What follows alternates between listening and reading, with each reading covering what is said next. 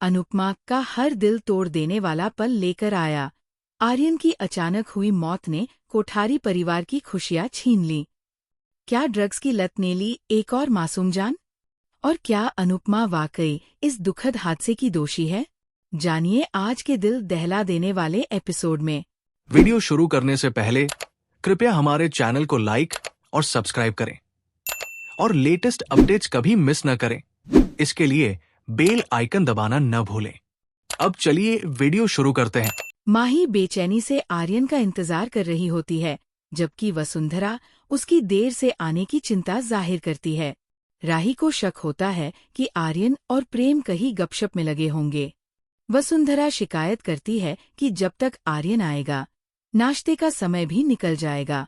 राही सबको खाने के लिए कहती है और वादा करती है कि वो दोनों बाद में जुड़ जाएंगे। लेकिन माही को आर्यन की चिंता खाए जा रही होती है। इसी बीच प्रेम पराग से कहता है कि आर्यन की नब्ज नहीं चल रही। पराग, अनिल और अन्य लोग इसे मजाक समझते हैं, लेकिन प्रेम जोर देता है कि आर्यन बेहोश है। उधर अनुपमा ऑटो ढूंढने की कोशिश कर रही होती है, लेकिन तभी राघव उसकी मदद के लिए आता है। काठोरी हवेली में आर्यन की हालत बिगड़ती जा रही होती है और वहां अफरातफरी मच जाती है। माही घबराकर प्रेम को बुलाती है।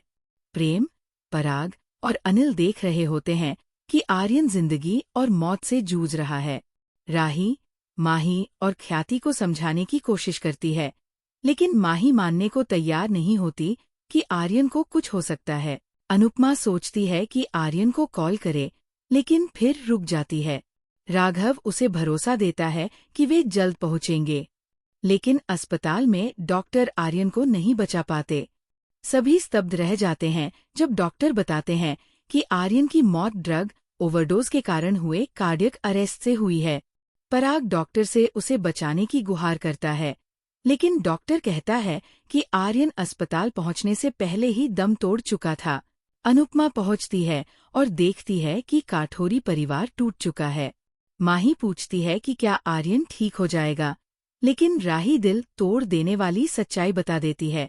अनुपमा स्तब्ध रह जाती है।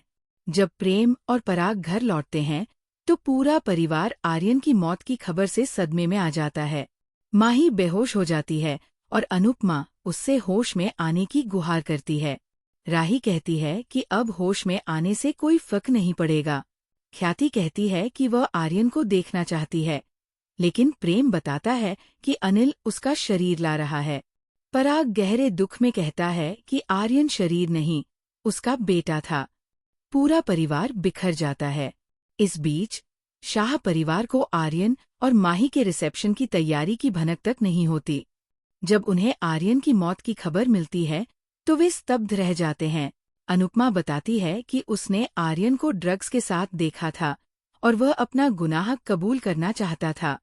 गौतम उससे सवाल करता है और अनुपमा सब कुछ समझाती है, लेकिन प्रेम, राही और वसुंधरा उसे सच्चाई छिपाने के लिए दोषी ठहराते हैं।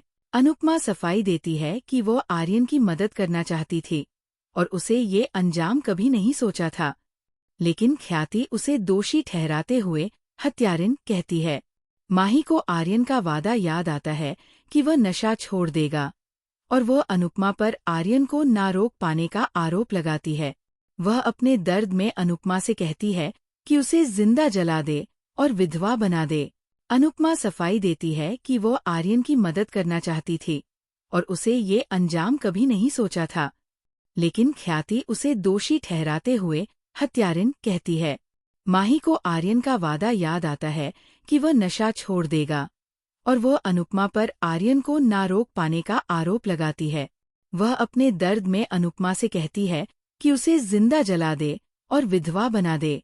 अनुपमा टूट चुकी है और अब पूरी तरह अकेली रह जाती है।